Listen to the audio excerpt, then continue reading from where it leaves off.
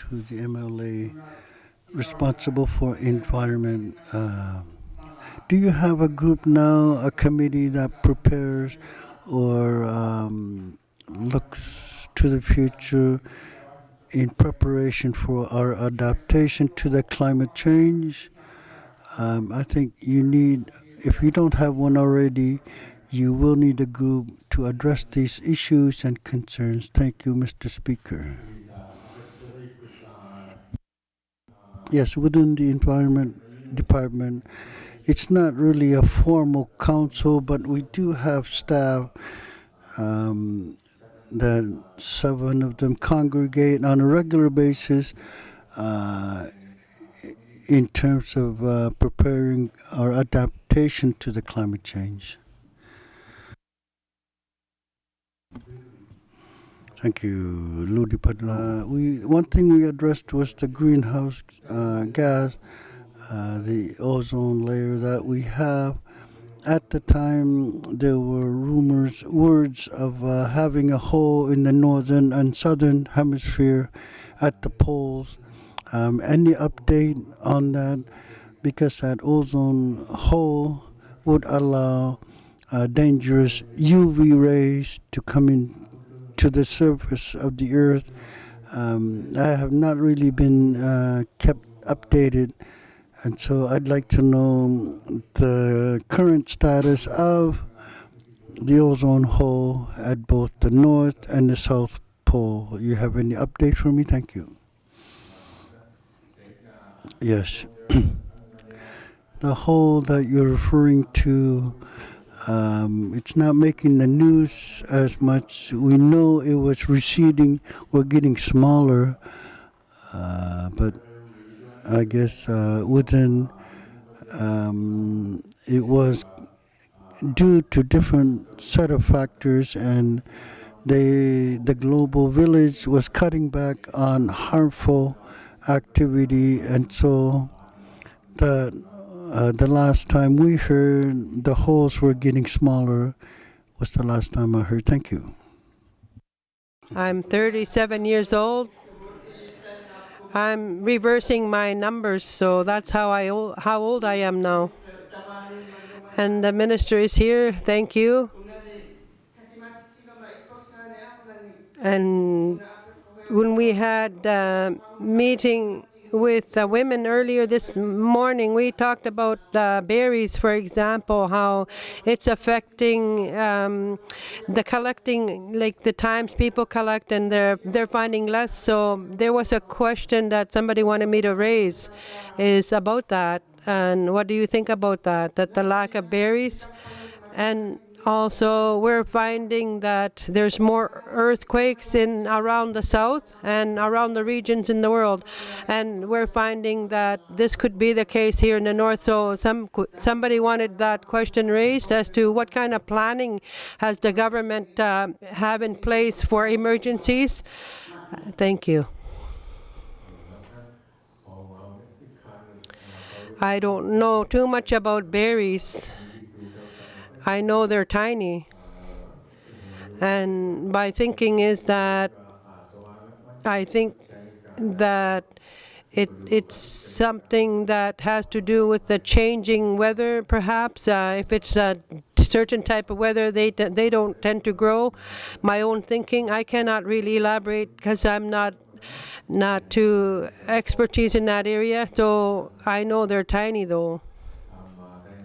And as your question about preparedness, I know in Nunavut that we have an emergency preparedness plan in place, and in Baffin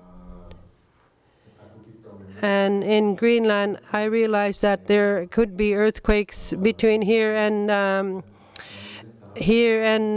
Greenland, Baffin Island and Greenland, so there could possibly be problems. But I believe that there was also an earthquake closer to Resolute. I know there's research in place, and the governments are aware if there's a problem with buildings, for example, or if there was a massive evacuation that had to take place, there are plans in place. And for the time being, we know that earthquakes are minor. for the time being. Thank you. Make. Thank you. My name is Charlie Khumwaktok from Panaktok. My question is not so much related to the environment, but my thinking is that as a resident of the north in the Arctic region, all the people of the Arctic regions, and just not in Nunavut, even in Alaska, Russia, thinking about the Arctic areas of the circumpolar regions. And for those of us that live in these cold regions, and we are all affected by using the electricity, like and the need to use generators. So for power plants in Panaktok, and maybe not necessarily in Nunavut, well, not necessarily in Panaktok and Baffin, but maybe throughout Nunavut, have you considered with ideas as to what kind of technologies that you might be able to use as alternative sources of fuel or energy? And like using the dams, utilizing water and from rivers, and utilizing underwater equipment, or perhaps wind turbine, perhaps solar energy. So as a government, what kind of plans or ideas do you have circulating? If you could let me know what kind of ideas you have on this. Thank you. Thank you.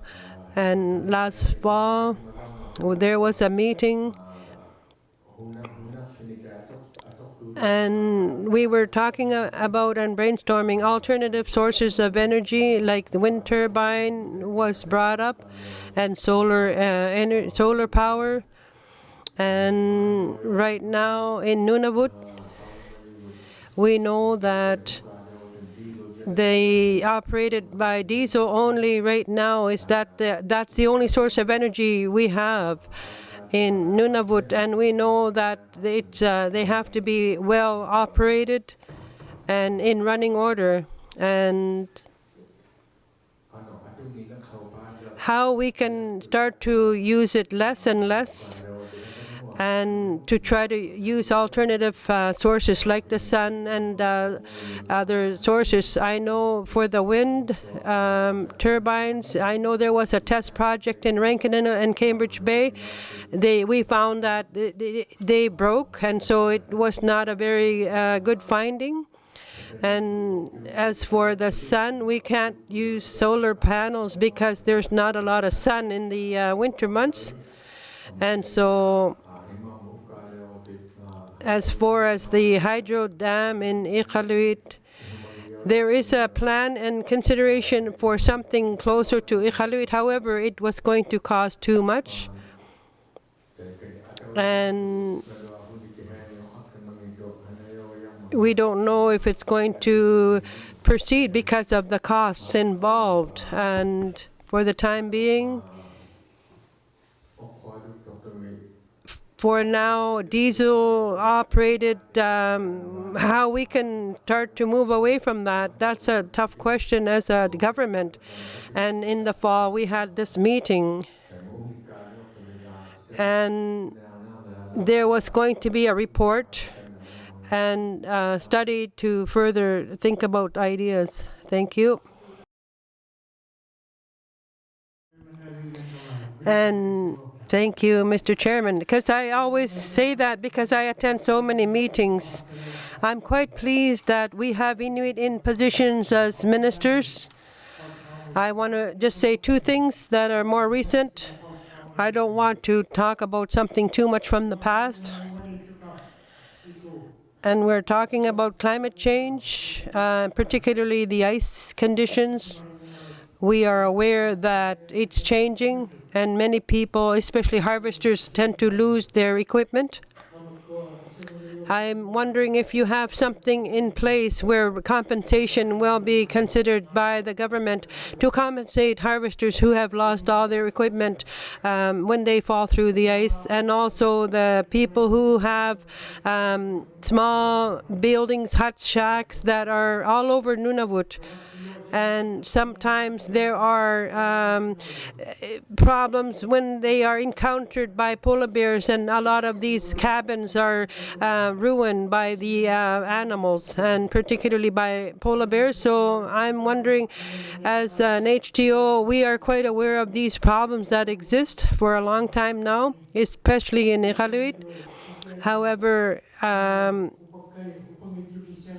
we were informed that there needs to be more boarded up cabins by nailing them in, and beyond that there would be a compensation made as to the contents and belongings. But we would like to push for that, for compensation to be made by damage caused by polar bears. Thank you, Mr. Chairman. Thank you. As for the question you asked about the ice conditions, and we know that there's thinning ice, and we hear about snowmobiles that fall through the ice. And right now,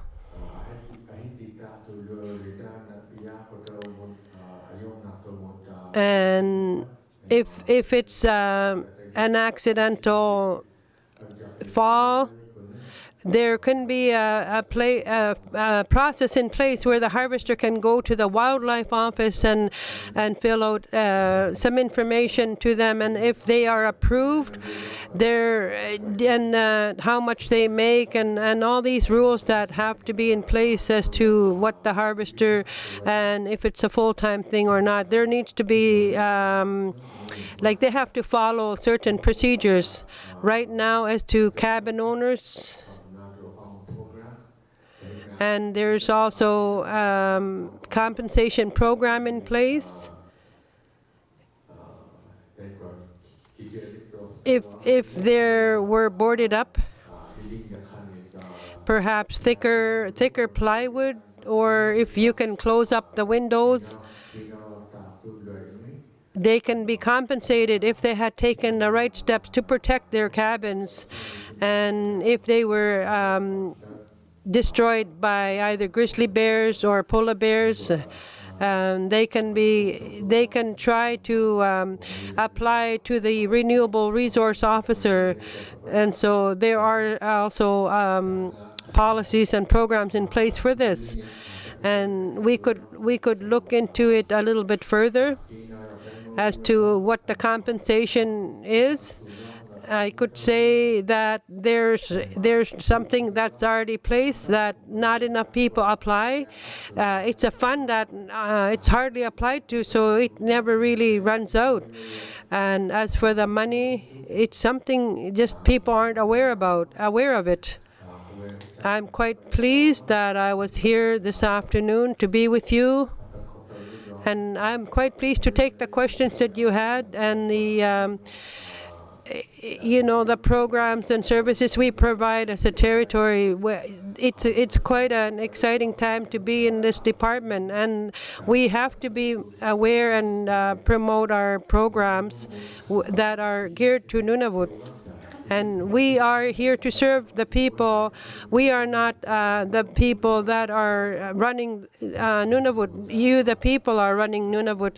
So the federal government are also the ones that have the rules and the laws as well, and they are the ones that provide other programs. I know there's going to be more people coming this afternoon, so I'm just going to end there, and thank you for the time.